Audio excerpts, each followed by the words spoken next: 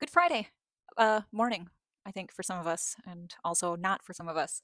I thought I would hop on here. I haven't been on here in a while. I have been traveling. The messages back and forth to and from Travis have been kind of the same for the most part since the last time I updated, but there are a couple key differences. I think mainly his tooth pain is worse. He still is working around thieves, and what was the other? Oh, and miscalculation of his time served. So I will quickly go through some of the messages that he has sent me, but just some heads up that it's a lot of the same stuff. I will touch on some other subjects that I think are important after I go through these messages, and hopefully you'll still be with me towards the end. So let's get started. We are already short on everything: visitation, surveillance, and basic supervision. Conditions here are below poverty standards, closer to Skid Row, actually, than anything resembling rehabilitation. By cutting recreation and feeding us less, they're giving more power to bullies and thieves. The fewer guards there are, the worse it gets. The strong take more food and milk while everyone else suffers. It's intentional negligence, plain and simple. They're not focused on reentry or rehabilitation. They're focused on saving money. And for what? 26 bucks a day per inmate? There was a lot of arguing in the dorm the other morning. It started when one inmate, who constantly steals my peanuts, threatened to hit someone with a food tray. Then another inmate stepped in, tried to play mediator, and suddenly everyone's ready to fight.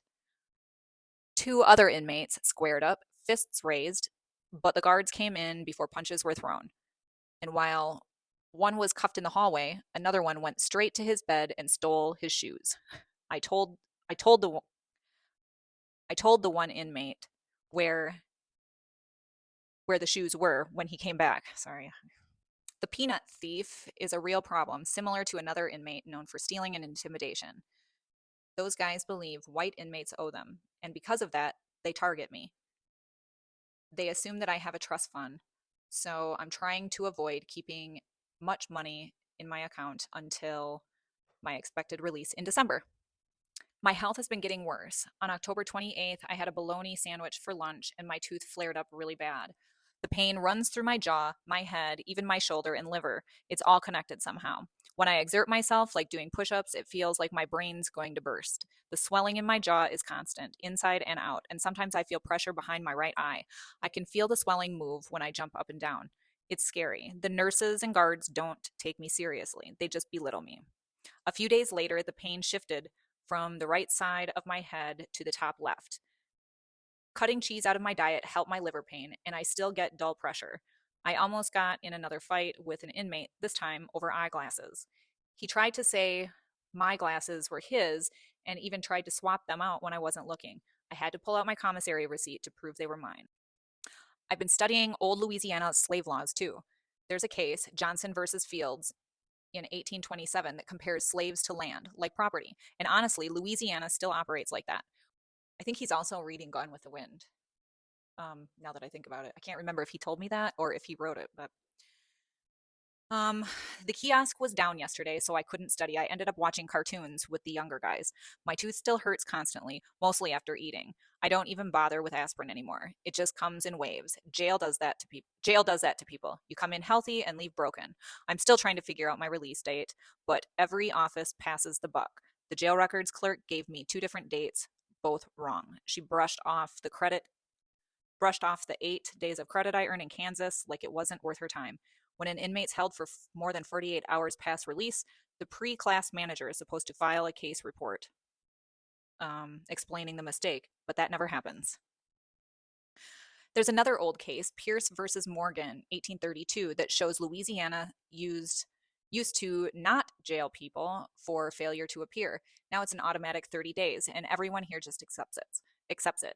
I think I think Natchitoches manipulated the national system to make me look worse, putting me on no bond status that could have gotten me killed in Kansas. It's disgusting how they twist the law. And then most recently, he um, reached out to talk about he's on soft food trays now because he's been complaining about his teeth. They have put him on soft food, which uh, it's a soft diet that's only applesauce and potatoes. There's no protein or nutrition. He didn't ask for a vegetarian meal, and all he wanted was real food that isn't mush, but they're not really responding to him. So, I guess when he's talking to somebody about it, they say that a nurse, the nurse has to approve changing the meal, but the nurse that he talks to is the same one that gives him dental advice that he's not qualified to give, I guess. I don't know. Anyway, one thing I have not talked with Travis about in really any depth or any great detail is the his transportation or what he plans on doing once he's out.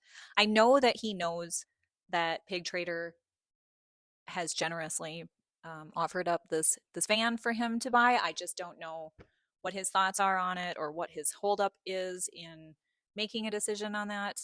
So when I get that information, I will share it with you. Other than that, I think that's about it. Like, there's really what I just read is basically what I've heard. So if you or yeah, if any of you have any questions that you would like for me to ask Travis, drop them in the comments or shoot me an email. I hope you all have a great weekend, and I will be back soon, hopefully sooner than the last time. Have a great weekend. Bye.